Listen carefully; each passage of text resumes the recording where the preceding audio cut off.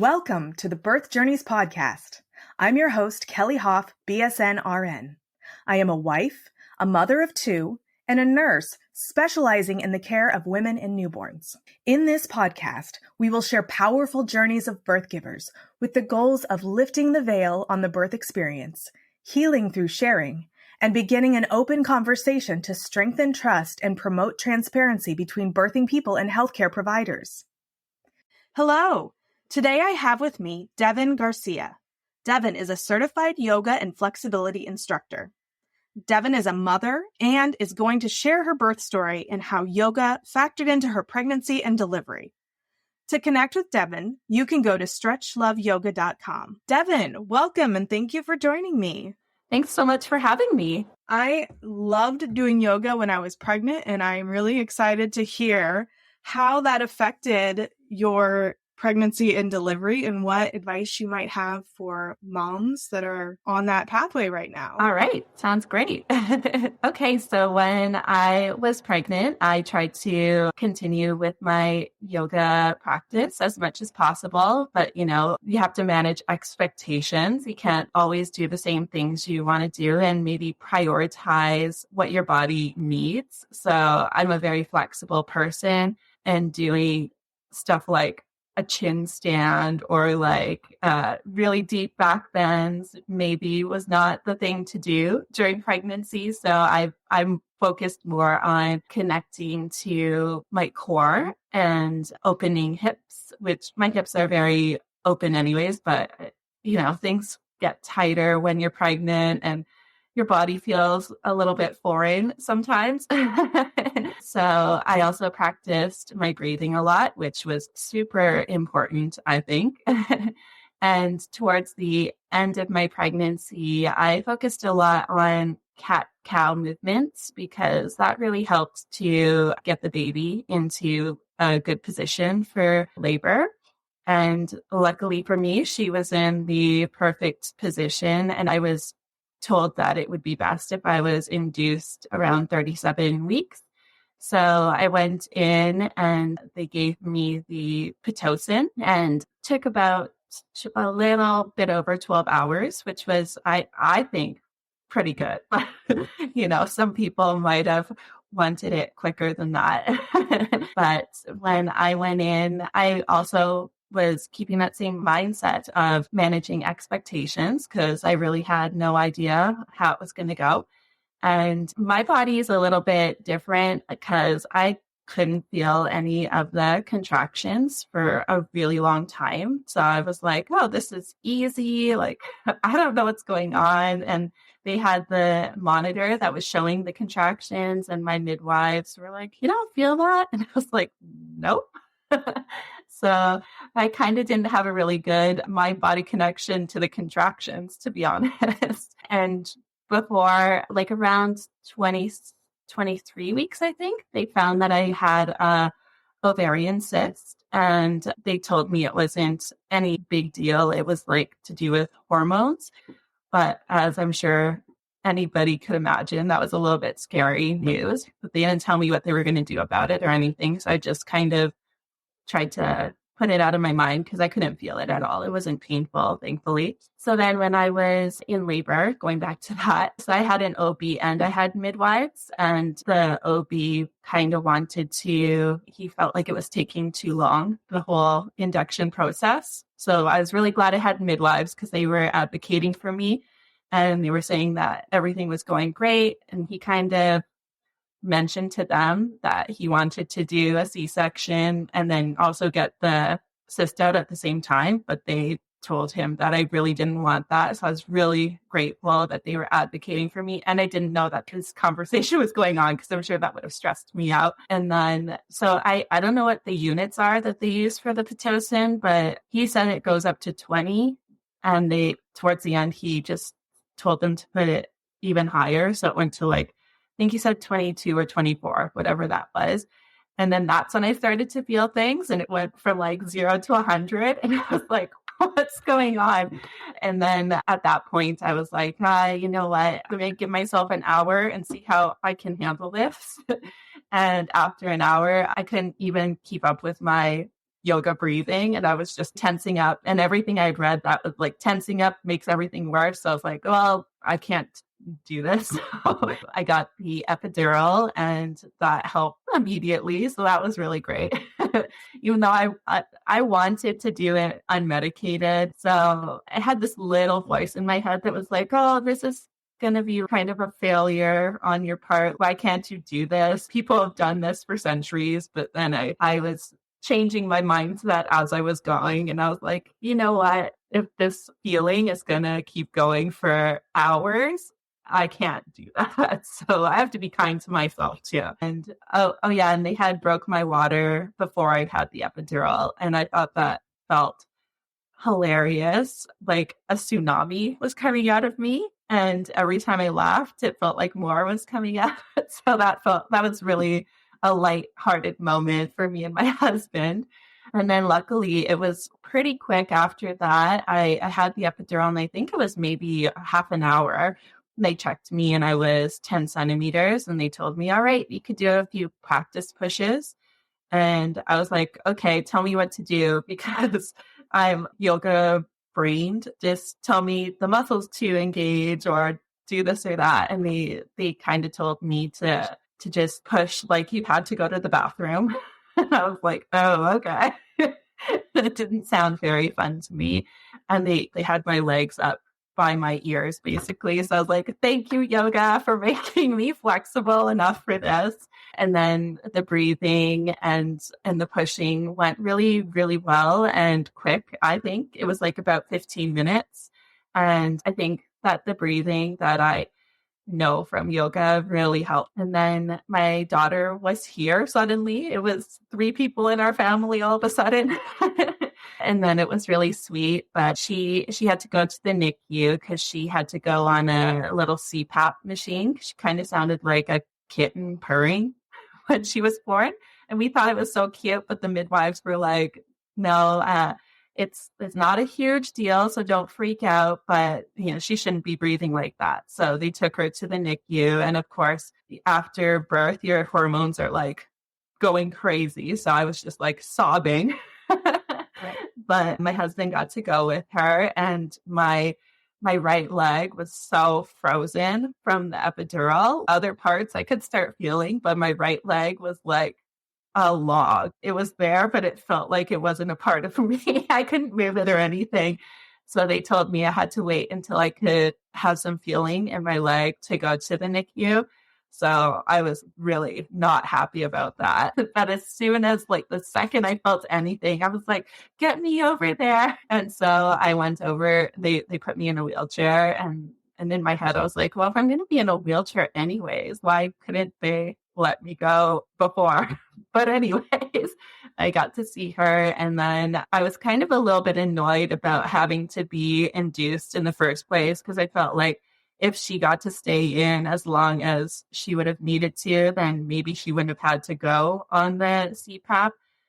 But then they found out that she was getting jaundice. So I was like, oh, well, I guess it all worked out anyways, because it would have sucked to go home and then come back and have to go in the little UV machine. So she was on that for one night, and then she had better bilirubin numbers. And then we got to go home. Well, my husband had to go home because it was still COVID restrictions. And then I got to stay an extra night. And then I got to go home after that extra day with her. And then when we got home, we were so relieved. And then we were also like, oh my God, what do we do now? At the hospital, especially in the NICU, you have these amazing nurses who are watching your baby when you're also trying to recover. And they're not coming home with you, but you're also like, oh my God, what do I do without them? And then we eventually figured it out. We had to ask a lot of questions about breastfeeding, and luckily I was able to do that exclusively. And we're only just now, when my daughter's going to be 2 years old super soon, we're only just now finishing our breastfeeding journey. So thankfully that really worked out. I personally didn't really love breastfeeding, but I know she really did. So I kept up with it. And then about, I guess it was when she was around 7 months old, the OB told me that he could remove the cyst because it was still there, because he was hoping that it would go away when the pregnancy hormones were gone. But it didn't. It was like 6 centimeters, which she said was really big. And thankfully, this whole time I didn't feel it. That was really great, because I've heard it can be very painful. So I went in to have like a day surgery. And that was the first time we had to leave our daughter, because my husband went with me. And so that was a little bit tough. And then I went in and they did like 3 tiny little incisions. One was in my belly button, one was to the left of the belly button, and one was right underneath the belly button. They were all like 1 centimeter or smaller incisions, and they got the cyst out just fine. But I felt like like my guts were going to fall out for a couple of days. And I was just like, man, people who have C-sections are warriors, because their incisions are way bigger than this, and I feel like my guts are going to fall out. But yeah, then the healing was pretty quick and easy, and I was thankful to get that out. I mean, I think it was because of pregnancy hormones. They didn't know 100% why it was there, but I'm glad they found it and got it out. And then yoga through the whole thing was really helpful with managing expectations and breathing. And then in the postpartum period, to me, those first 6 weeks, I barely even remember it. It was a whirlwind. It's crazy how you forget some stuff. And when I was cleared to start exercising again, I definitely wasn't getting into crazy stuff like the splits or handstands or stuff like that, even though a little tiny piece of my heart wanted to, because that stuff is kind of exciting and fun. I knew that I needed to prioritize what my body needed. So breastfeeding, your shoulders are forward, you're kind of hunched over all day. So definitely some chest opening and shoulder stretches were super important. And I didn't do any planks or anything. I really am not about that bounce back culture. I don't think it should be a thing. Once you have a baby, your body has changed forever. And that's not to say you can't go back to being really strong or doing amazing, fun things. But, it's part of your DNA now that you've had a child. So let's just throw out that bounce back culture and move forward. So I wasn't about to do any planks or crunches or sit-ups or anything crazy like that, because your body has been through so much. You need to be a little bit kind to it. And you need to connect again to your core. So those things aren't going to really help you connect to the deep internal core. So I did cat-cows again a little bit, and I did a little bit of hip work, because I was personally sitting on the couch like all day long. I felt nap trapped all the time, which is totally a thing. If you haven't had your baby yet, you're going to figure that out. You get trapped under your baby. And if your baby's anything like mine, sleep is sacred. She was really tough. She's only just now getting a little bit better with sleep. So if they fall asleep on you in a weird position, you're like frozen there, because you're like, I'm not going to interrupt. And the stuff I knew from flexibility and yoga really helped with opening up those tight areas that inevitably get tight from caring for your baby. And you kind of get wrapped up in just caring for the baby and kind of forget about caring for yourself. So it's really important, even if you only have like 5 minutes when the baby is playing on his or her play mat or doing tummy time. I always thought of that as like baby's exercise, and I could do my exercise at the same time. So once again, you might not be able to do an hour. You can't go to a studio and go by their schedule. If you can only practice in front of the TV, then that's beautiful. That's fine. Don't let anybody make you feel judged about that. I feel like you just spoke my truth in all of this. First of all, I couldn't find my core once I had my first. And it continued, I feel like, through my second pregnancy and beyond. There was no mind-body connection with my core. And like you said, I was shocked. I mean, I kind of knew, but it was a shock for me to realize that those crunches and everything aren't doing anything, that they're small movements. Like you said, the cat cow, I was just like trying to feel that in my body and never realized back then that those small movements are really getting back in touch with that lower core where your pelvic floor is controlled.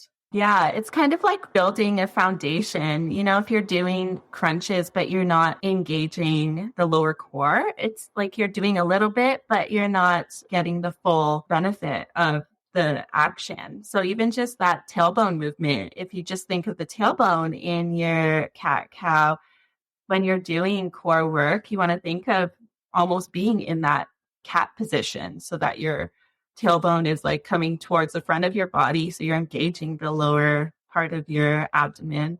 That was really hard to find for some people. Yeah, I was shocked. And I also really identify with what you were saying after you had that surgery, like your guts were spilling out. Because and this is kind of random, but I had my appendix out when I was in my 20s. I think I was 21. And I felt like my guts were spilling out. And I was like, oh my gosh, how do people have C-sections? But I think that was the beginning of where I felt like I could no longer really feel my core, because that disruption to all the muscles down there is just really jarring. And even if it's a small incision, you're just so accustomed to having all of those muscles work. And so every insult just makes it harder and harder to get re-engaged with your core, which that ties in with so many things with your pelvic floor. And I don't know that everybody realizes that those lower muscles, and I mean the ones like right above your pubic bone, really are tied in with your pelvic floor. And those are the muscles down below where you're holding in your urine, you're holding in your uterus, you're holding in everything. And that's where women get the dribbles when they sneeze and all that stuff. It's easy to try to think of the Kegels that everybody talks about. Yeah. And, I don't think it's talked about well enough because you think just like locked down, nobody talks about that full range of motion that you should work towards. Are you pregnant and planning a hospital birth? You don't need a birth plan. You need a birth vision. In my opinion, birth plans set you up for failure. Yep, I said it. Hear me out before you turn off this podcast. You may think that by downloading a generic birth plan, it means you're in control. The truth is, it's not that simple. No one can control exactly how their birth will go. There are way too many variables. What every pregnant person wants is to walk into the hospital pregnant and to walk out with a healthy newborn in their arms. The journey in between is the murky part. It's hard to know what issues might come up that need to be addressed. If you focus your energy on a birth vision rather than giving your power to a birth plan, you can empower yourself to make the best choices for you and your baby. That's why you need to get into my Empowered Hospital Birth program. As a labor nurse and mindset coach, I can help guide you through the process of maintaining the calm autonomy that will help you achieve the birth vision you desire. In my Empowered Hospital Birth program, I will help you identify the source of anxiety you have surrounding hospital birth, fill in knowledge gaps to make sure that you are fully informed and confident, learn key phrases so you can better communicate with your medical team, emotionally process your fears so that they don't hold power over you. Go to kellyhoff.com/empowered to book a free 30-minute private birth vision call, where we will identify your top fears and must-haves and gain clarity on exactly how you want to feel in the birth space. That's KELLYHOF.com/empowered. I'm honored to be a part of your birth journey. Right. It's not just about the Kegels. I find that I do a lot better when I'm just really focusing on those core muscles. It's like it almost engages the pelvic floor without thinking about it. Yeah. And actually, I did a workshop recently on the pelvic floor and the movement of sitting down and standing up. If you think about your pelvis, it's kind of similar to that cat-cow movement. And that naturally engages the pelvic floor. And nobody thinks about that. But when you don't have any big issue with your pelvic floor, doing that really helps to engage it without you even knowing. So then when you think of, oh, the Kegels that people talk about, really hold your pee in sort of movement, then that kind of almost makes the muscles tight. And so they don't have that whole range of motion. So it can be not helpful, actually. Yeah, you have to do all of it if you're going to do any of it. So I wish I'd had all this information in a form that kind of made sense to me. I really needed it laid out like that. And so the more I've heard, the more I ended up doing pelvic floor physical therapy. And then once it all clicked, I was like, whoa, my core is actually important. And sometimes you have to hear the same thing like 5 different ways before it lands on you. Yes. Well, what's really funny is when I started doing this during COVID, we had this outdoor exercise that I went to a couple times, and they would have us lift our leg off the ground while we're laying down. And then when you go to put it down, my leg would just drop. Once you get to the part where you're engaging that lower pelvic floor, my leg would literally fall. And I was like, what is wrong with me? And she said, you need to stop doing that and start trying to re-engage that lower core. And I really had no idea. And I thought back to the pelvic floor physical therapy that I'd done. And I was like, oh my gosh, she was so right. But it wasn't real to me until I could not keep my leg in the right position. I'm like, I have no control here. So no wonder I have no control over my bladder at this point. It's better now. Good. And that's really good to know too, that it can be, you don't have to live with that. A lot of people think they do, right. You know? Yeah. Nobody wants to talk about it. Nobody wants to talk about all the different things that you can do. So when you said you did a lot of the opening exercises too, when you were nursing and all of that. And I think I definitely missed out on that. You started talking about that and I'm like sitting there going, oh, I need to. Oh yeah. Like anybody can, most people need to. A really good indicator on how tight that is just clasping your hands behind your back and trying to pull your hands away from your back. Some people can't even clasp their hands because that's how tight they are. Mm-hmm. And then the idea of having your hands clasped and then pulling them away from your back is like, what? I can't do that. So that's when you know you need to work on the flexibility there. Yeah, definitely. And as a mom, it's really hard. Like you have to check in with yourself. I know, a mom and a nurse, so, got 2 insults there. And lots of shoulder and like the forward movements when I'm lifting, that log of the leg that you had, the forward lifting movements that we do to help moms push and all that stuff. And I've had shoulder injuries because of that. I used to be so flexible, but I'm not doing yoga as much as I used to. And now I don't think I can reach my hands behind my back.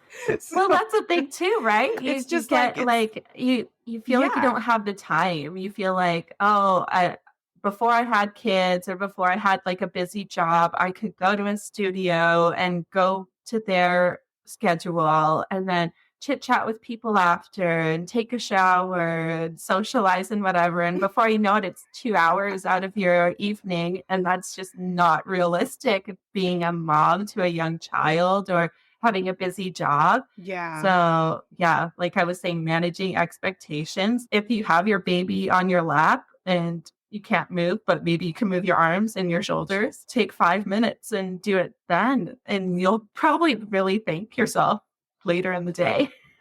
Yeah. Do you work with moms on that? Yes. I don't specifically have a postpartum class, but I have a lot of students who are moms, and I definitely help them with that because they get so tight there. And sometimes you see exercises like on the internet somewhere and you try it out and you don't know if you're doing it right. So sometimes having somebody to give you some feedback and tell you, maybe don't try that exercise right now, try this one first, sort of thing, can be really, really helpful. Yeah. I just remember I was doing like the pelvic floor physical therapy and she would try to get me to do things. She'd give me the printout of the exercises. Now, granted, she's a wonderful therapist, but she wasn't a mom yet. So I was like, so when I'm holding my child or when I'm cleaning the house, how might I incorporate this into it? She was like, So I would come back and she would have thought of some other ways to really incorporate it into my day-to-day life. Cause I was like, I'm just going to be perfectly honest with you. I realized that I'm spending a whole lot of money on this, but realistically, I'm not going to stop my day and do these actual exercises. That's just not going to happen. And so like you were saying, she was saying, okay, well, when you are standing up, you want to make sure that you're engaging your core. When you're picking up your child, you want to make sure that you're engaging your core. And she would remind me to do that, blow out the birthday candles to make sure that I'm not bearing down, because I think I had a tendency, and she told me that there was other people that have, had kids that have the tendency to bear down rather than kind of lift. And when you're blowing out, you're lifting as opposed to bearing down. And that was what ultimately, that and the cat-cow ultimately was how I was able to reconnect with my core. That was a game changer for me. Oh, that's so interesting. So back to your birth story. I had a couple of questions for you. You had mentioned that you had an induction at 37 weeks. Did they tell you what the reason for that was? So I had a trauma before, and the OB had said he just wanted to do that induction just to get the baby out and make sure that they could manage everything outside of the womb. Yeah.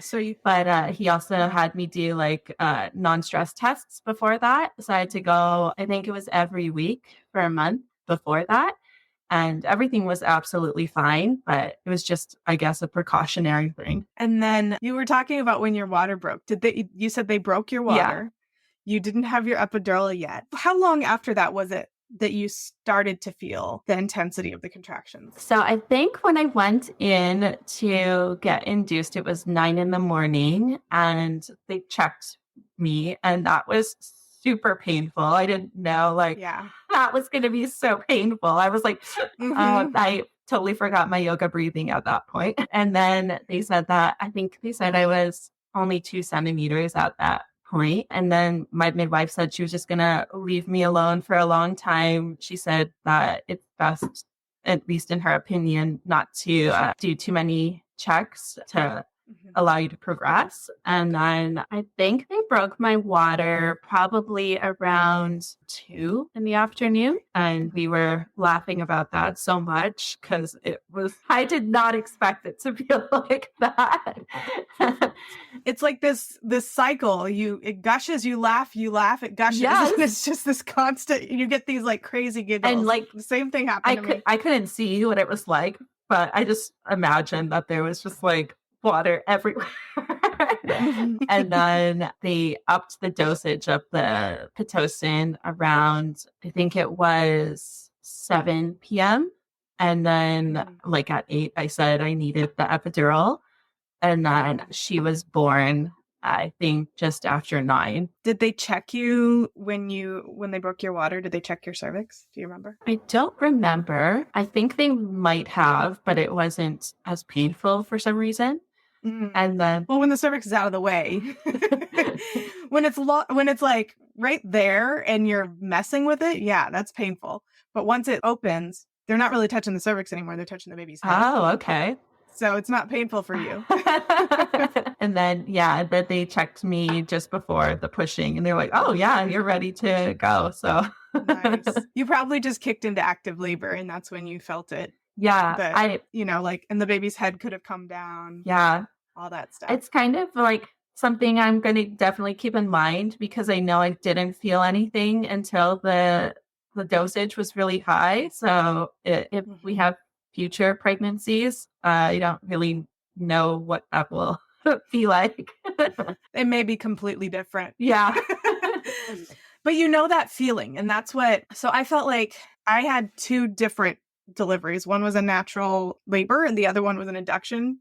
And when you have your second, that's a lot more enticing because you need to plan for things with your first. Oh. Like you have to get your other child to a place so that they can be cared for. So I feel like at the end of the day, the feeling was the same.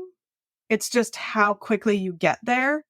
And it goes from like 0 to 60 when you're on the Pitocin sometimes. Like once they break your water and the Pitocin hits that sweet spot and the baby's head comes down and now you're in active labor, that's where you start to feel that real intensity. Before that, it's kind of manageable. You can breathe through it and all that stuff. But I remembered that feeling, and it's like all that pressure, and on top of it, all the contractions just make your whole body kind of curl in. Feel like it's like cave in on itself. Yeah. That's when you want your epidural. Just saying. It's interesting because like it wasn't like a sharp pain, like when you stub your toe, it's like a horrible pain for a second.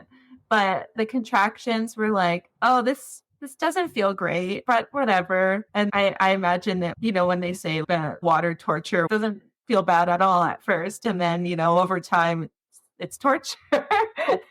So the feeling at first is like, oh, okay, manageable. But after an hour of that, I was like, I don't know if I could do this for like hours.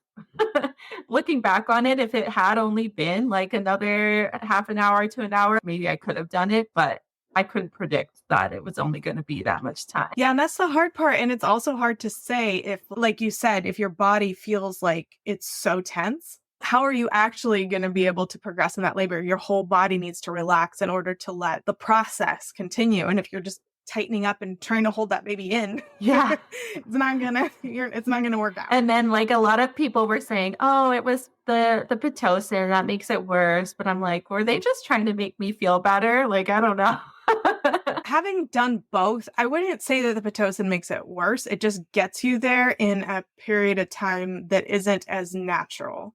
So your body may do things a little bit slower, has a little bit more of like an internal feedback loop so that it can kind of gauge the progression, I think. And I don't think anybody ever really knows what somebody's internal Pitocin is doing, right? Yeah. But then, but with the external Pitocin, you can get to the point, like you're literally just titrating. You're just going up to a number, right? And you're increasing a dose, not in a way where you're getting any kind of feedback that says, this is how much I need. So it can get there quickly and intensely once you get to that right level, that level where it's like, okay, now I'm in active labor. And so I do tend to see that sudden change more quickly with the Pitocin than I do with the natural labor, where the contractions might not be completely regular. But with the Pitocin, we're trying to do 2 to 3 minutes, trying to get that, that whole progression going in the prescribed fashion that the textbook says it needs to be doing, that kind of thing. And the monitors that they have on you was so annoying to me. I almost forgot, but those were like, I had to just be in one position. Otherwise they weren't picking up when they were supposed to be. And it was so annoying. Terrible. Oh, yeah, that really messes up the whole labor pattern, doesn't it? When you can't move around. Yeah. That's rough. Wow. But now you have kind of like, do you remember that feeling? Yeah. When it got super intense, is it something that like in your brain, if you felt it again, you'd be like, that's Yeah, I think so. Yeah, that's kind of how it was with my second. That's when I was just like, let's do it. Yeah. Let's get that epidural. I've done this before. Not going to torture myself. So then how was pushing for you? You said it was like 15 minutes. Did you they said push like you're going to the bathroom, which, yeah, more or less that's kind of accurate if you're going to be laying on your back. Your baby's head's going to be pushing on your rectum. So if that's kind of where you're used to push, like we don't usually push things out of our vagina. So it makes more sense. Not really what we do culturally, typically. So it's pushing it, if you're pooping, that's something we do every day. We can kind of, tap into that. Was there anything that anybody said or did that made it feel like you were able to just like really push like a rock star, or did you feel like that was all the yoga? I think it was all the yoga because I had always imagined that you were going to be pushing like you had to go to the bathroom, but the idea of that just kind of weirded me out sort of. I don't know why.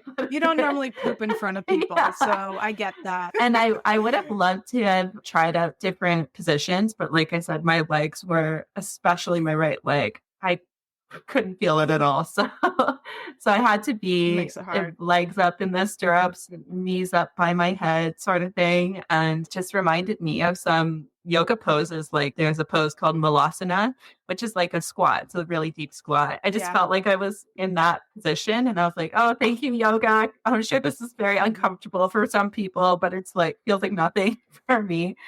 Yeah. And then I think just being able to be in that pose and also to be relaxed because I couldn't feel anything really helped with the pushing. And though I would have liked to have known what I was feeling to do it, but not like a big deal. It's just like a little part of me is like the research part of my brain's like, oh, I would have liked to have gotten that muscle memory in my body. Mm-hmm. Yeah. I think probably the reason you weren't going into many positions is because the baby came out faster than they could.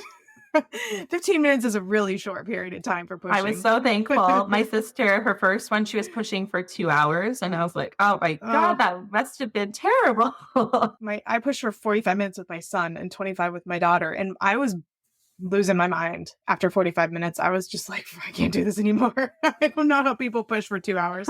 I try to make, when they're pushing with me, I try to do everything I can to make that not happen. I'm like, let's do every position imaginable to get this baby out. Cause I don't have the attention span to push for that long. So I ask everybody this, if you could go back and talk to yourself, you did mention some things like where you felt like you're kind of judging yourself and feeling like a failure and all that stuff. Knowing what you know now, if you could go back and talk to yourself, what would you want to say to yourself? First of all, I would like to say to try to be in the moment and not have anxiety about like what's going to happen, because who knows? You don't even know what's going to happen in the next moment, right? So to just enjoy the moment you're in. It's such a special time to be with your baby and to have, a little baby growing inside of you. So to kind of stop thinking forward and just live in the moment would be the number one thing. And I love the water. I'm such a swimming person and my friends call me a mermaid. So I would have loved to have tried a water birth, but being induced, that wasn't going to happen. And that felt kind of sucky. So I would have said to myself, it's great to have a birth plan, but also, and I did keep an open mind, but try to have an even more open mind so you don't get annoyed at other stuff that's going on, because on top of everything, you don't need to be feeling annoyed. And that having an epidural is a tool. Like my midwife said that to me. She's like, it's not a failure. It's not an easy way out. It's just a tool to help get the baby in your arms. So I would definitely keep that in mind going forward, because like I said, I wanted to try unmedicated, and then because I couldn't, I felt like a little bit of me felt like a failure, but it wasn't like we were talking about. I was so tensed up, like who knows what would have happened if I was stubborn and just tense the whole time. I pushed for only 15 minutes. That was great. And maybe that would have been 2 hours if I was really tense. Yeah. Well, also, and I think people forget that labor isn't just that period of time where you get your epidural and you push. You went from 9 o'clock in the morning to about 8 o'clock at night. Yeah, like 9 to 9, basically. Got your epidural. Yeah. Yeah, that's a really long time to not have an epidural. You did a lot of the hard work then, and you prepared also physically by doing the yoga poses to get the baby in the right position. So you really did a lot of work before you got your epidural. The epidural, like you said, was a tool that got you through that, got you over that one little hump. Yeah. And I know a lot of people want to try without, and if you can do it, that is amazing. You're a warrior. You're great. But if you can't, like, definitely don't feel like a failure, because if your baby is in your arms, that's really all that matters. Yeah, we want healthy moms and healthy babies. Yes. So as far as you said, you're still teaching yoga. Do you teach from home? Do you teach at a studio? And how do you manage mom life and career? So I, pre-pandemic and pre-baby, I was going around to studios and gyms all day long, basically, which was, looking back on it, so unrealistic for motherhood, unless my husband was going to be the one to take care of baby all day long, which would have made me sad because I love being around her. And with the pandemic, lots of things shifted. So I started teaching a bunch of live classes over like a video call during the pandemic. And I've kept those going because some of those students of mine, they've moved far away, but they're so thankful that they are able to still practice with me from anywhere. And then I decided to also create a on-demand library of classes for a monthly subscription, because I find personally when I'm exercising, just to be able to do it whenever I want on my schedule instead of on the studio or gym's schedule is the only thing that's going to work for me right now. If I have time to do my practice at 10 p.m., there's not really many classes, if any, running live at that time. And I do teach a bunch of shorter ones because I know there are people who, whether you're a mom or whether you're at an office and you only have like an hour break. So if you want to take about 30 minutes to exercise and 30 minutes to eat sort of thing, I totally try to be inclusive to all sorts of different schedules and help people, like anybody, get their practice in without feeling judged. So you've managed to work motherhood into your career and kind of make them meld together. Yeah, like thankfully, some of the students I have that moved away, they're in a different time zone. So when my daughter's in bed, that's the perfect time for them to do their practice. So it works out for me. And the days I'm not teaching, then I record a class so I can be in my little library of classes for people. And then, I also have to get my movement in. So what I like to do personally, when I have time with my daughter, I'll just let her independently play because I think that's really good. So she's not too clingy. And then I will do some yoga beside her, behind her, whatever. And I notice a lot of times she'll just drop what she's doing and she'll look at me and then she'll try to copy me, which I think is so great because it plants the seeds of yoga in her little body. That's adorable. You talked about how you are just now starting to wean off of the breastfeeding. Yes. And that you weren't it wasn't necessarily your favorite thing. No. I think that as a society, that is a little bit taboo to admit that you're not in love with breastfeeding. And I'm happy that you were open about that. What was it about breastfeeding that felt not as enjoyable to you? And how did you manage to do it for so long in spite of that? So my milk didn't come in like right away. So the hospital had me pumping a lot to get things going in the beginning. And so I ended up buying like a really good pump because I couldn't take the hospital one with me. And I think it was kind of a good thing because my daughter had to be on formula at the hospital because my milk wasn't good enough at the time. So she was really good on the bottle and on the breast. And a lot of people say that isn't always the case. I'm really thankful that was because then my husband could help me out with the pumped milk at home. And I didn't have to be at the milk machine the whole day long. And I got mastitis a couple of times and I only knew because I ended up getting like the shivers, that like fever, shivery feeling and like these weird red streaky lines on me. So I knew, I was like, okay, I have to do something about this quick or I'm going to have to go to the doctor. So I always found that warm showers and Advil helped for that and to just breastfeed and pump as much as possible to get rid of whatever the blockage was that was causing that. And I was also getting these things that when I did some Googling, I think they were called blebs. So they were like these blisters like on the nipple and they were so painful, like awful. And sometimes they'd make me bleed. And I hated that. And I got that like not even early on. Like I was getting that later on. And she had a very good latch, but sometimes, she was sleepy, falling asleep. She'd kind of have like a crappy latch. And I tried to get her off, but it was already too late. She'd already created that. So that was horrible. I hated those. So that was a big reason why I didn't like breastfeeding. And then toward the end, like closer to now, it just feels nicer to have more freedom. And I still let her sometimes, like once in a while, because I don't want her to feel like just cut off. But I'm making the times between longer and longer so that she knows she can go without it. And then it makes me feel happy because I don't have to do it.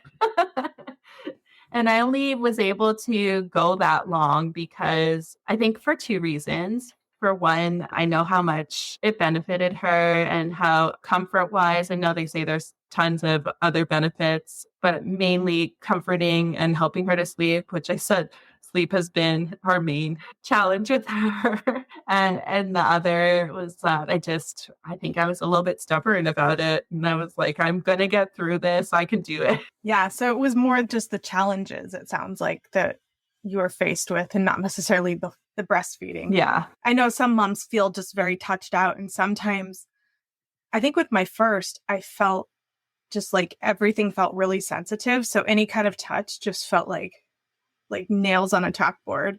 So I think everybody's got different sensory issues And it wasn't like that with my second. For some reason, I was less sensitive. So I don't know, hormones or whatever it is. And yeah, those blebs are painful. There's a lot of things about breastfeeding that is just painful. Yeah. So it sounds like you had everything, Yeah. all the painfulness. Yeah. So yeah. It'd be like I'd get it on one side, and then as it was kind of healing, I'd get it on the other side. And I felt like I'd had them for like a month at a time. It was terrible. Never ends. Yeah. Well, Devin, is there anything else that we didn't cover that you wanted to share? Not that I can think of. I think the main thing is you want things to be like a fairy tale, but they might not be. So just managing expectations is the biggest takeaway from my pregnancy, I think. Definitely. Yep. Being open to anything. Yeah. You mentioned earlier when we were talking that you had a free resource for people. Yes. Did you want to share that? Sure. It's called Flexibility Secrets. So you can get it at stretchloveyoga.com/flexibility secrets. And it's just a little free resource to help you on your flexibility journey. That's amazing. Thank you so much, Devin. Thank you. Thank you so much for tuning into my podcast. If you enjoyed what you heard, make sure you hit that subscribe button so you don't miss out on future episodes. Don't forget to share the podcast with a friend who can benefit from the valuable insights that we share here. And if you could take a moment to leave a 5-star rating and review, it would mean the world to me. If you're ready to work one-on-one with me to embark on a transformational journey towards a confident and empowered hospital birth experience, go to kellyhoff.com/empowered and enroll in my Empowered Hospital Birth Coaching Program. Together, we'll create a roadmap to a birth experience that you'll cherish forever. That's KELLYHOF.com/empowered. Let's make your birth experience extraordinary.